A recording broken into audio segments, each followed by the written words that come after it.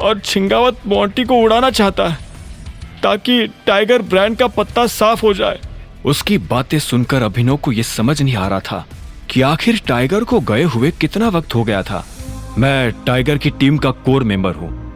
अभिनव का दिल ये कहते हुए तेजी से धड़क रहा था।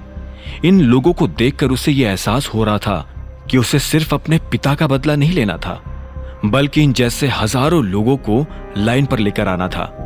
उन लोगों को रवाना करने के बाद अभिनव फिर से बार में दाखिल हो गया था। अचानक से उसकी नजर अनन्या को ढूंढने लगी थी, लेकिन अनन्या कहीं नहीं थी। अभिनव को जब अनन्या नजर नहीं आई तो उसका दिमाग खराब हो गया। उसे सच में अनन्या के लिए घबराहट हो रही थी।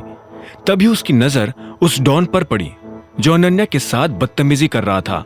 वो चुपचाप शांति से एक कोने में खड़ा था। उसकी हालत देख ऐसा लग रहा था जैसे उसे बहुत मारा गया हो। अभिनव भागते हुए उसके पास आया और बोला, तुम जिस लड़की के साथ थे वो कहाँ है?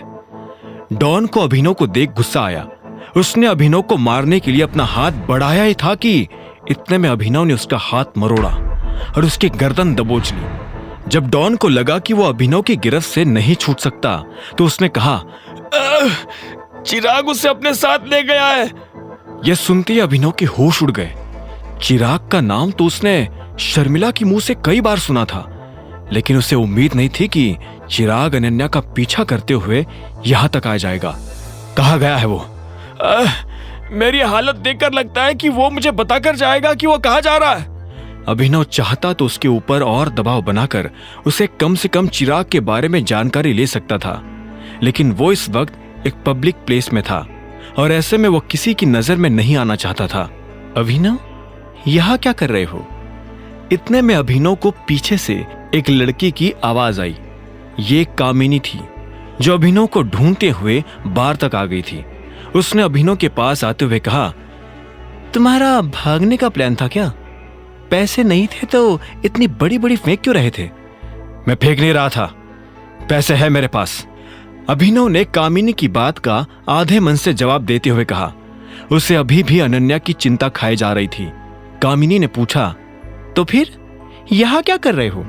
देखो, अगर तुम ये सोच रहे हो कि तुम बचकर निकल जाओगे तो ऐसा होने नहीं वाला है। पैसे तो देने पड़ेंगे।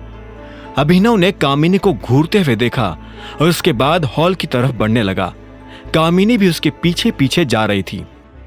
अभिनव कामिनी के साथ सबसे पहले अपनी गाड़ी के पास आया और उसमें से कार्ड निकाला। कामिनी ने कार के ऊपर कोई कमेंट नहीं किया क्योंकि वो देख पा रही थी कि कार खटारा थी।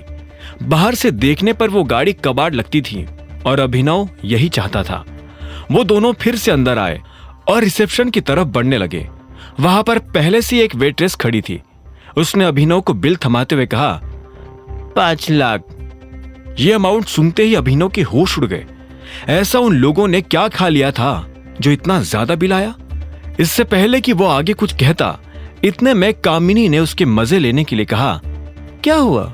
बहुत ज्यादा है, नहीं पे कर पाओगे? मुझे तो लगता है कि तुम्हारे खाते में 500 रुपए भी नहीं होंगे।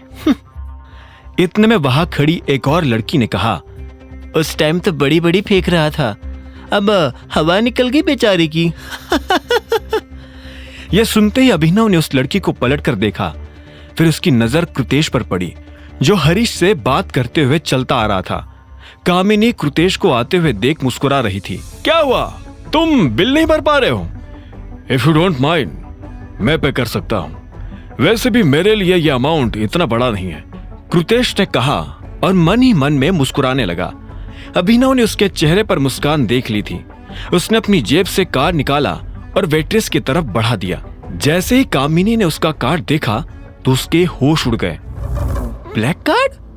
तुम्हारे पास ये ब्लैक कार्ड कहां से आया? कामिनी ने कहा और अभिनव के हाथ से कार्ड लेकर उसे ध्यान से देखने लगी। उस पर अभिनव का नाम लिखा हुआ था, अभिनव गढ़वाल।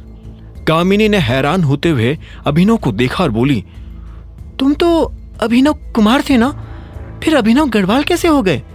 ये क्या खेल खेल रहे हो यार? अभिनव ने उसके हाथ से अपना कार्ड लिया और बोला, मेरा सरनेम गढ़वाल है। कुमार मेरे नाम के आगे अनाथ आश्रम वालों ने लगा दिया था क्योंकि उन्हें मेरा असली सरनेम पता नहीं था। अच्छा, तो तुम्हें भी अपना सरनेम पता नहीं था। अनाथ आश्रम में तुम्हारी क्या याददाश्त चली गई थी क्या? हरीश ने तंज कसते हुए पूछा। अभिनव ने उसे घूरते हुए देखा और बोला, मेरे साथ जो हुआ, अगर वो तुम्हारे साथ हुआ होता तो याददाश्त के साथ साथ तुम भी कब के चले जाते ऊपर। अब मैं जाऊं? अभिनव के ये तेवर देख किसी की कुछ भी कहने की हिम्मत नहीं हुई। कोई उसे हाँ में सिर हिलाकर यह भी नहीं कह पा रहा था कि वो जा सकता है। ऐसे में अभिनव खुद वहां से निकल गया। आगे की कहानी जानने के लिए देखें अगला एपिसोड सिर्फ पॉकेट एफएम के यूट्यूब चैनल पर, और द रिटर्न ऑफ टाइगर के सारे एपिसोड्स को सुनने के लिए डिस्क्रिप्शन में दी लिंक से डाउनलोड करें पॉकेट एफएम ऐप।